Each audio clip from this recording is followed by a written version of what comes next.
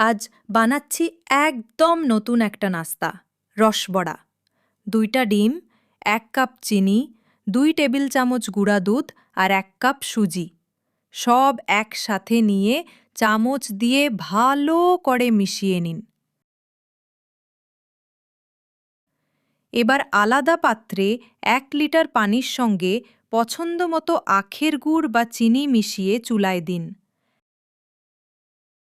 1200 degree তাপমাত্রায় তৈরি হবে দারুণ ঘন শিরা।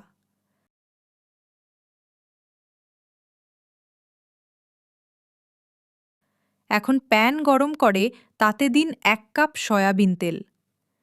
তেল গরম হলে চামচে করে গোল গোল করে মিশ্রণটা তেলে ছেড়ে দিন।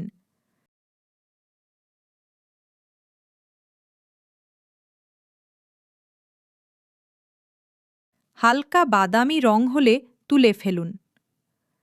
ভাজা বড়াগুলো সরাসরি শিরায় ছেড়ে দিন। কয়েক মিনিট ভিজে গেলে একদম সফট আর জুসি রসবড়া তৈরি।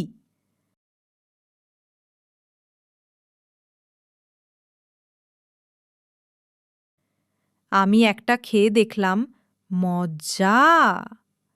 বাকিগুলো ফ্রিজে রেখে দিলুম পরের নাস্তার জন্য। ট্রাই করে দেখো, একবার খেলেই প্রেমে পড়ে যাবে এই নাস্তা রসবড়ার।